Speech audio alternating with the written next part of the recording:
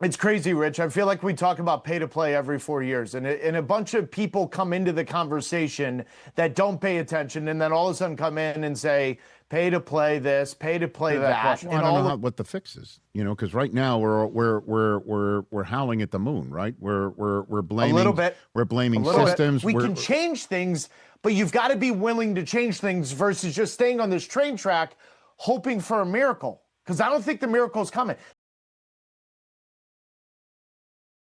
I've done the research. This is my first book. It's about Major League Soccer. It's a history. It's widely cited. This one's about youth soccer. Isn't that cute? That's my son's foot. Yeah, from many years ago. Wrote a book on the Washington Spirit's first season, followed them around. They didn't win many games. I didn't get anything particularly interesting. Not really worth reading. It's 2012, the year that saved women's soccer. It was after WPS folded, before the NWSL started. There was a stopgap league. There were a few other things going on. Just enough to keep people involved professionally, people who went on to have pretty good careers.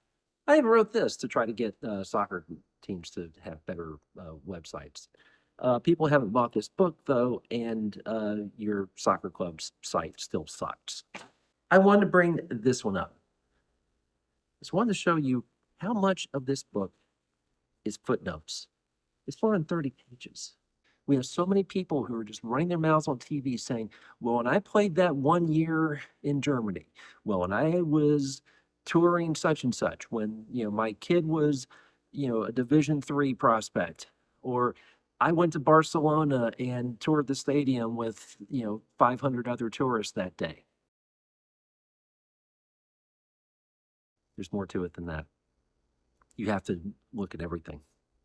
You can't just look at one thing. It's way more complicated than that. I've also been a coach, a parent, a referee. Don't get me started on that. Here's the funny thing. The conversation that doesn't change, but a lot of things in the USA have. A lot of academies have sprung up. Professional teams that have academies. Major League Soccer has expanded. They're all expected to have free academies. And the league in which they play, those clubs are expected to have scholarships. It's probably not enough, but it is building. They're massive investments. Look at the U.S. Soccer Training Center in Atlanta. So much is being spent on soccer right now. There's a thriving women's league. So maybe we won't have to have these conversations about the U.S. women, or maybe we will, because Europe is catching up. And we have U.S. soccer players playing in Europe, a lot of them, and for clubs other than Fulham. No offense to Fulham, but they don't have the pub named after Brian McBride anymore. So right now should be a great time for soccer in the US, or, excuse me, as the rest of the English-speaking world calls the game, soccer. Look it up. So there are a few myths that I want to bust here. Myth number one, we're the only place in the world that calls it soccer. We're not. Get over it. Okay? Myth number two, this is what we've seen and hear a lot of right now. Everywhere else in the world has free soccer. No, they don't.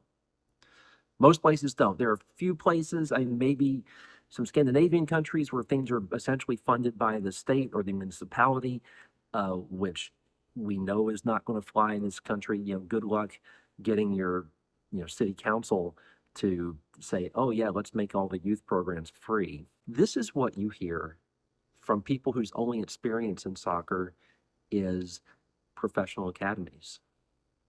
That's for the 0.01%. England has 100 so academies. Everyone else, they're paying what we pay for recreational soccer, a couple $100 a year.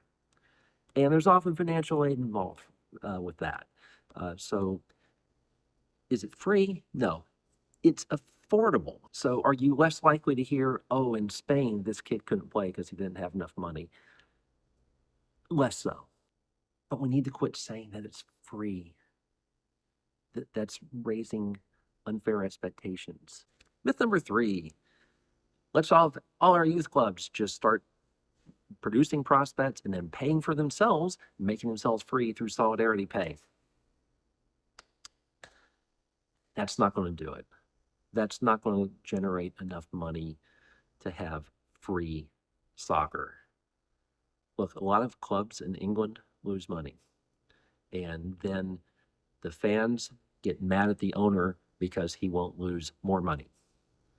And they start yelling for the owner to leave and put it in someone else's hands. That's the reality. You can look at other countries and say, oh, well, they have hundreds of professional academies. And then you start thinking, oh, they're all like Barcelona or they're all like Ajax. No, there are more Coventry cities than there are Barcelonas. You know, these well-funded clubs, they're finding the kids early. And, you know, the better your scouting system is, the less likely it is that your local club is going to have some kid who's a world beater and people don't know about him, and you actually get to have him in your club through age 14 or so you can generate significant solidarity pay. You're talking about having hundreds of academies, that would be great. How many of them are going to be able to fund themselves through solidarity pay? Not many. Myth number 4, and look out because I'm about to mention promotion and relegation. Eric Ronaldo used to tell a story, and maybe he still tells it, about when he was in Germany and he was in the locker room after the game that they lost, and he cracked a joke about something, and someone threw a shoe at him. And the moral of the story was, in Germany, people take this seriously, so that you can't crack a joke in the locker room after a loss because losses mean that you're about to get relegated. Look at the last U.S. national team roster. How many players in the one league that doesn't have promotion relegation, which is Major League Soccer, how many players from that league got significant playing time? Okay, goalkeepers. Yeah. And that's an interesting question for another video made by somebody else, because I don't know how we went from Brad Friedel and Casey Keller and Tim Howard to where we are now. In terms of who played in the World Cup, who's in Major League Soccer, okay, goalkeepers, Tim Ream, but Tim Ream spent more than a decade in England slogging it out in more relegation battles than anyone can count. And the only other one, Sebastian Berhalter. And you know what? Berhalter played pretty well. He played better than the people from PSV. He played better than the people from Borussia Mönchengladbach. And I only mention Borussia Mönchengladbach because we all like to say Borussia Mönchengladbach. And those of us of a certain age have liked that name since we were about 8 years old watching Soccer Made in Germany on PBS. Gen Xers, you know what I'm talking about. So the notion that, oh, it would be better if our players were, threatened with relegation. First of all, you look at any really good team in the world, how many of them play for clubs that are threatened with relegation? No, their goal each year is Champions League. It's not survival. You think Weston McKennie's worried about getting relegated next year? Actually, I don't follow Italy that much. Maybe he is. I don't know. You think Christian Pulisic's worried about getting relegated? Probably not. Malik Tillman? Probably not. Malik Tillman played pretty well, didn't he? Myth number 5. We're a big country. We have population and GDP. How'd China fare in the World Cup this year? How about India? How about Indonesia? Even Nigeria. Those are all the world's most populous nations. Some of them have higher GDP than others. And yeah, GDP can help. But the idea that population and GDP are determining factors, no, that's just not the case. So the goal was to make it cheaper. And there are a lot of ways we can get to that. And yeah, you pull up any Clubs 990 forums, generally they're going to spend 45, 50, 55% of their money on personnel. You have to trim that. So let's say we do all these things. We have 100 professional clubs in the US. Let's make it 150. Let's say you have all those academies, and let's say no one has to pay more than $500 a year for soccer. And if you can't afford $500 a year, your bill is picked up. So we do all that. Will we start beating Spain? Will we start beating Argentina? Will we start beating England? Well, actually, England, U.S. has been beating England, or at least tying England fairly regularly in the World Cup. Very strange. We just seem to have their number going back to 1950. And the U.S. has beaten Spain in the Confederations Cup, famous win. And the U.S. has beaten Argentina in Copa America. Will we get to where the U.S. does that regularly? No. We do all these things, and then in 12 years, maybe we'll be sad because the team lost in the quarterfinals, maybe even the semifinals instead of the round of 16. Because one thing to bear in mind, the U.S. is better than it was. There's no question. It is absolutely better. 10, 20 years ago, we didn't have all these academies. Now I go to school, there are kids wearing shirts from all their favorite players. People come up and ask me, Messi or Ronaldo. And so if I manage to teach them one thing over the course of a school day, it is that the answer is, of course, Messi. Come on, it's not even close. It's Messi. Every once in a while, you'll see a Pulisic shirt, not very often. More often, you'll see an Alex Morgan shirt. The bottom line is the U.S. has made a ton of progress.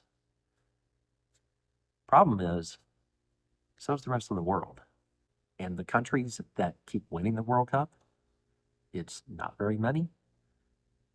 They win the World Cup, and then they put most of their prize money back into the federation so they can come and beat us all again. The U.S. takes its money and gives 80% to players. It's complicated. It's split between the men and the women to have so that the equal pay thing would be settled. So the teams that we're trying to catch, they're still getting better. The teams that are on our level or slightly higher or slightly lower, they're getting better. Morocco, they're no joke. So the point here isn't to despair. The U.S. may never win the World Cup. We know what? Netherlands haven't won the World Cup.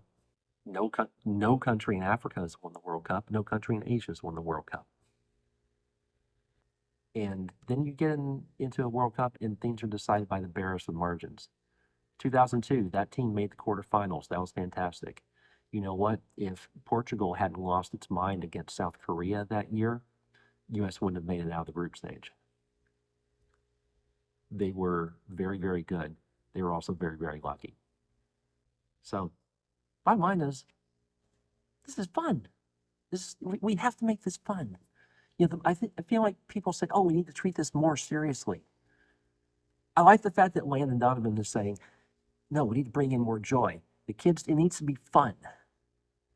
You have to enjoy this because supporters, we enjoy this. We all go out and buy our shirts. We all go out and do our chants, and it's a great experience. That is something the U.S. has figured out over the last 10, 20 years. Major League Soccer games, USL games, NWSL games. They'll have supporter sections. They chant it. We've got it. It's no longer the NASL where we've got Bugs Bunny running around, high-fiving kids, and that's what passes for atmosphere. No. We're getting it. It's getting to be fun. It's more fun when you're winning. Yeah. So try to win more. Great. But making simplistic solutions that squeeze the joy out of the game are the last thing that we need.